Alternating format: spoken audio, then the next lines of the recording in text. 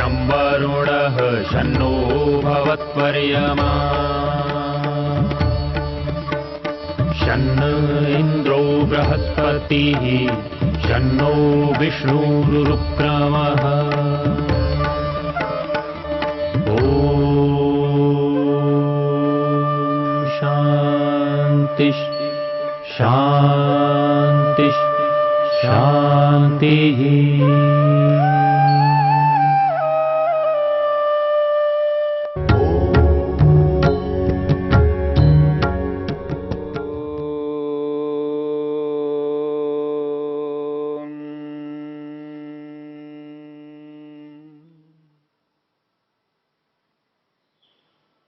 समाधिपाद के 41वें सूत्र को लेकर के हम विचार कर रहे हैं।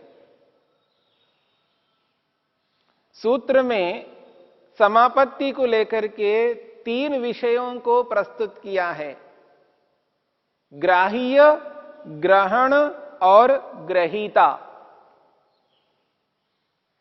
ग्राह्य 5 स्थूल भूत हैं और 5 सूक्ष्म भूत हैं। ग्रहण में 5 ज्ञानेन्द्रियां, 5 कर्मेंद्रियां, 10 एक मन 11, अहंकार 12 और महतत्व रूपी बुद्धि 13। इन 13 पदार्थों को यहां पर ग्रहण शब्द से स्पष्ट किया है। और ग्रहीता से आत्मा को लिया है। आत्मा यानी जीवात्मा हम। और यहां पर इन तीनों का साक्षात्कार कराने वाला मन है। और ऐसा मन जिस मन में वृत्तियां उभर नहीं रही हैं, वृत्तियां रुक गई हैं। वृत्तियां जब रुक जाती हैं उस स्थिति में मन ऐसा होता है जिस प्रकार से एक स्फटिक मणि होता है, एक बिल्लोर पत्थर क्रिस्टल जिस शुद्ध पवित्र रूप में होता है, उसी प्रकार हमारा मन शुद्ध पवित्र होता है, उसमें कोई मल नहीं रहता। अर्थात अविद्या, अस्मिता, राग, द्वेष, अभिनिवेश, ये क्लेश मन में नहीं रहते हैं।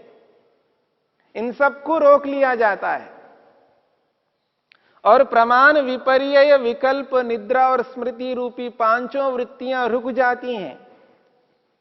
मन स्थिर होता है और एकाग्र अवस्था की प्राप्ति होती है। जो मन की जो 5 अवस्थाएं हैं उनमें से चौथी अवस्था एकाग्र अवस्था, उस एकाग्र अवस्था में, और वह एकाग्र अवस्था भी पूर्ण एकाग्रता की स्थिति में है। 100%, 100% एकाग्र अवस्था में जब मन रहता है, उसी स्थिति में समाधि की प्राप्ति होती है। तो 5 स्थूल भूतों का, 5 सूक्ष्म भूतों का साक्षात्कार होने के बाद, 5 ज्ञानेन्द्रियों, 5 कर्मेंद्रियों, मन, अहंकार और बुद्धि का साक्षात्कार होने के बाद यहां पर आत्मा के साक्षात्कार को लेकर के बताया जा रहा है। और वह भी साक्षात्कार मन आत्मा के साथ जुड़ जाता है। मन आत्मा के साथ जुड़ जाता है।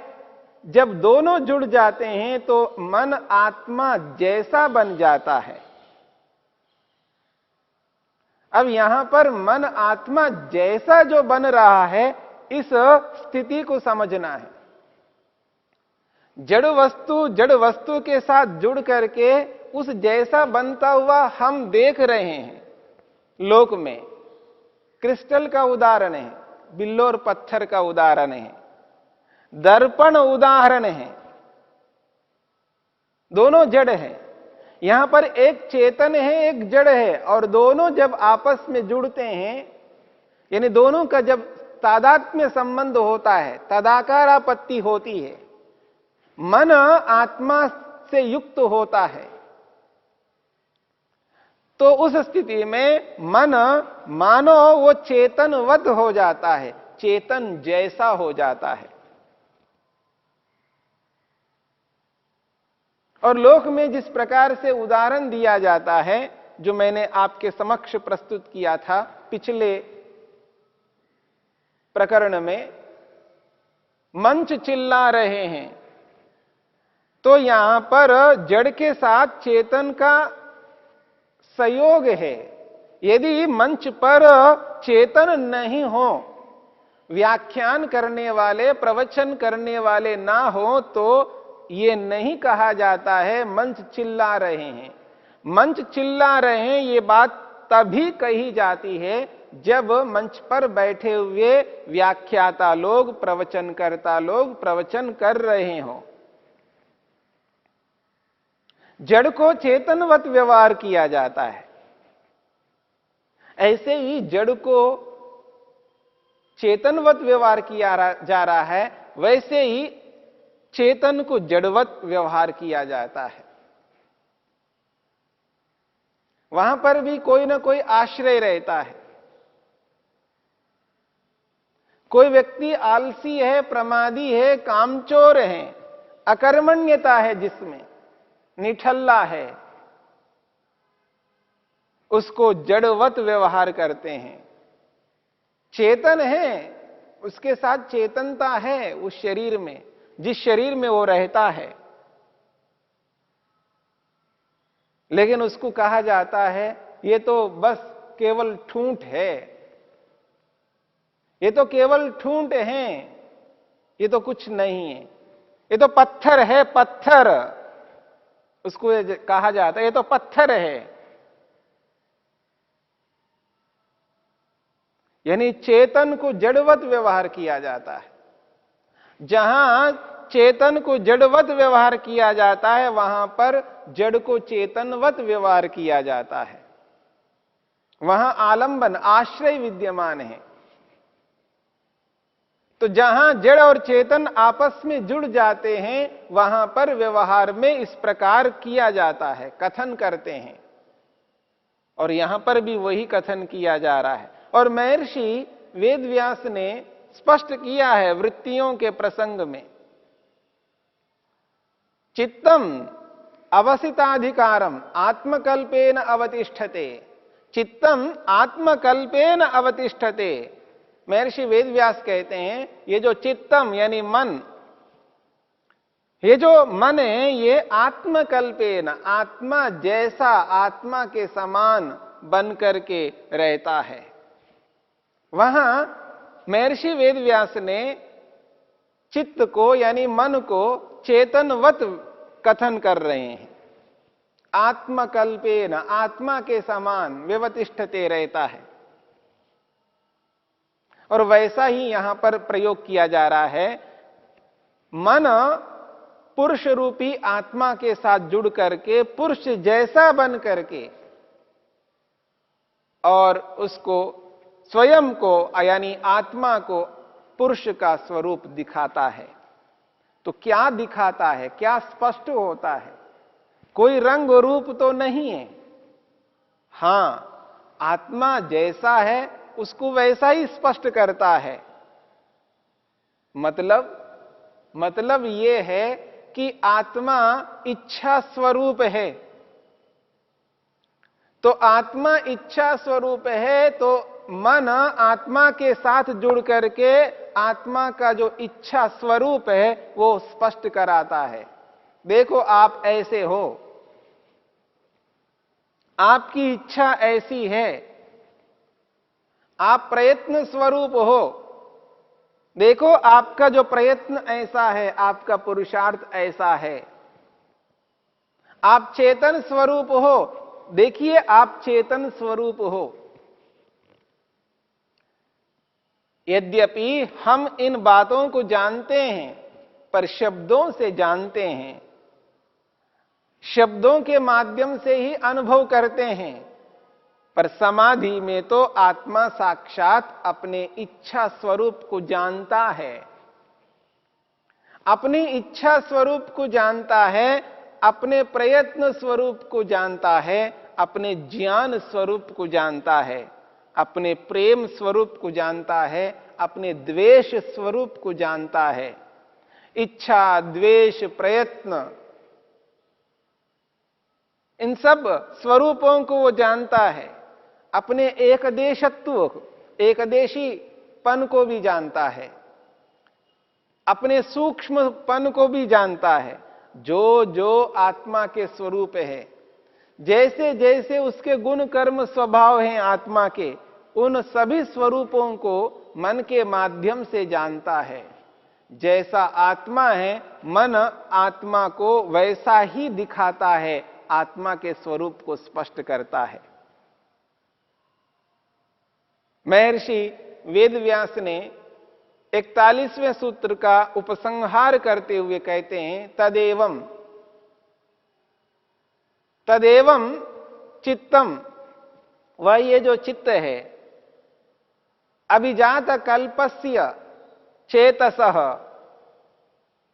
तदेवं अभिजात कल्पस्य चेतसः ग्रहित्री ग्रहण ग्राह्येषु पुरुषेन्द्रिय भूतेषु या तदंजनता तेषु स्थितस्य तदाकारापत्तिः सा समापत्तिरिति उच्यते। तदेवं अभिजात कल्पस्य चेतसः, वह यह नूतन नवीन बिल्लोर पत्थर के समान विद्यमान ये जो मन है, स्पष्ट मन है, शुद्ध मन है, जिसमें किसी भी प्रकार की कोई वृत्ति नहीं है, ऐसे मन के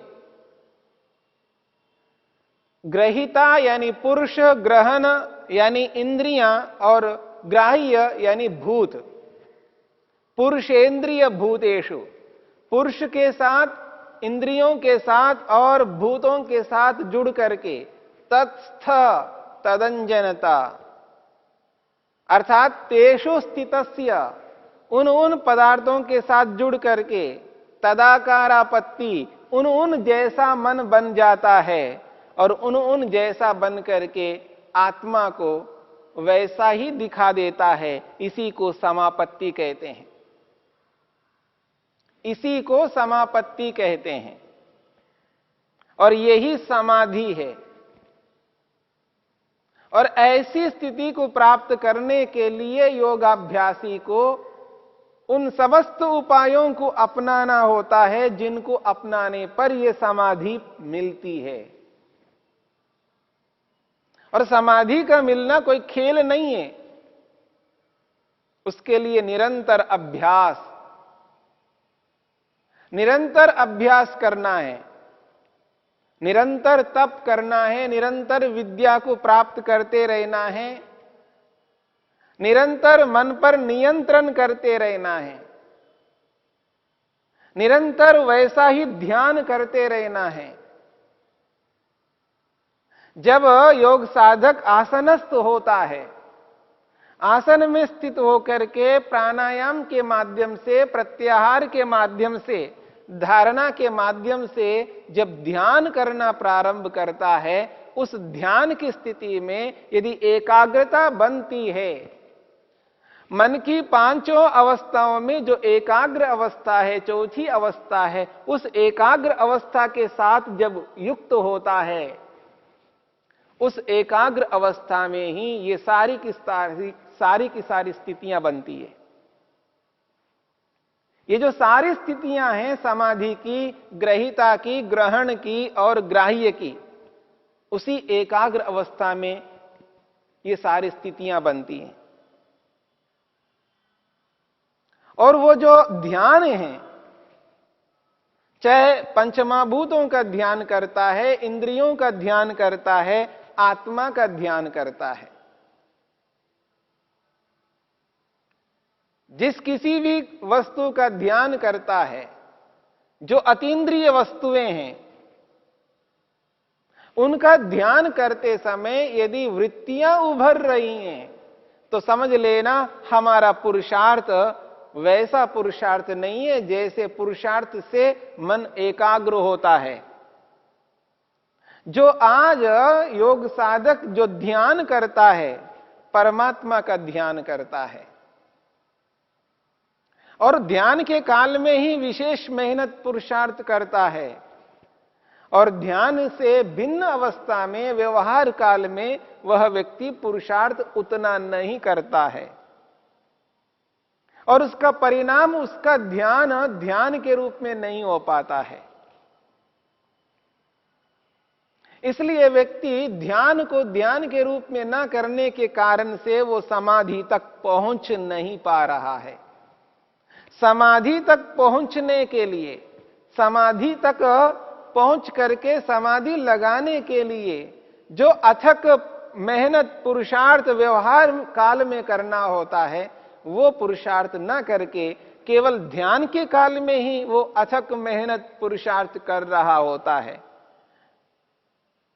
पर उतने पुरुषार्थ से मन एकाग्र नहीं हो सकता, उतने पुरुषार्थ से मन प्रसन्न नहीं हो सकता, उतने पुरुषार्थ से मन प्रसन्न होकर के पूर्ण एकाग्र स्थिति को प्राप्त नहीं हो सकता। इसलिए इस बात को हमें समझना है और समझ करके उस स्थिति को प्राप्त करने के लिए मेहनत निरंतर करते जाना है। और वो निरंतरता, सर्वाधिक निरंतरता व्यवहार काल में होती है। ध्यान के काल में केवल 2 घंटे का समय है, प्रातःकाल 1 घंटा, सायंकाल 1 घंटा। 24 घंटों में से 16 घंटे व्यवहार काल का होता है। 24 घंटों में 16 घंटे व्यवहार काल का होता है। 6 घंटे निद्रा का काल होता है। 16 और 6 घंटे 22 घंटे तो हमारे अलग विषय में चले जाते हैं और केवल 2 घंटे ध्यान का काल है। तो जो 6 घंटे निद्रा का काल है उसमें हम कुछ नहीं कर सकते, वो हमारे नियंत्रण में नहीं रहता। और बाकी बचे 16 घंटे, 16 घंटों में हम अपने आप को अपने नियंत्रण में करके, मन को अपने काबू में रख करके हम सारे व्यवहार यदि कर रहे हैं तो 2 घंटे में हमारा मन उसी के अनुरूप एकाग्र शीघ्रता से हो सकता है। ऐसा ना करके 16 घंटे हम अपने आप को अनियंत्रण में रख के सावधान जागरूक होकर के कार्यों को ना करें, मन को प्रसन्न रखने का कोई प्रयत्न ना करें और ध्यान का काल जब आ जाता है उस वक्त सारा प्रयत्न हम करने लग जाते हैं जो हमें नहीं करना होता है। उस सारे प्रयत्न में ध्यान रह जाता है और व्यवहार काल का जो प्रयत्न है वो बन जाता है। मन बार बार और विषय में जा रहा होता है, उसको पकड़ पकड़ करके रोक रहे होते हैं, पकड़ पकड़ करके उसको एकाग्र कर रहे होते हैं। ये जो अभ्यास है, इस अभ्यास को व्यवहार काल में करना है। वहां अगर अभ्यास ऐसा कर रहे हैं तो व्यवहार काल में क्या करेंगे?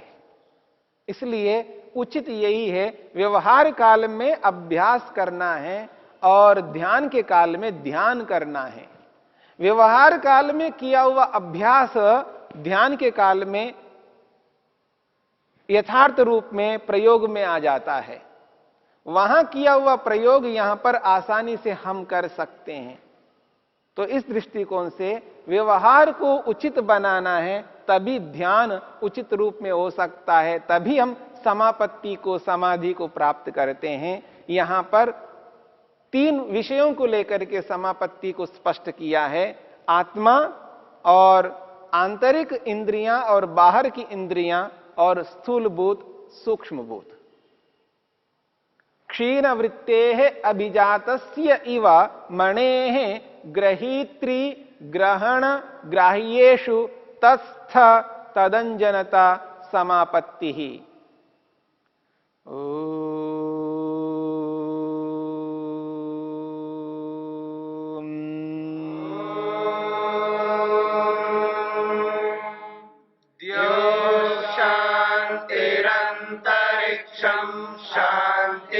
पृथिवी शान्तिरापः शान्तिरोषधयः शान्तिः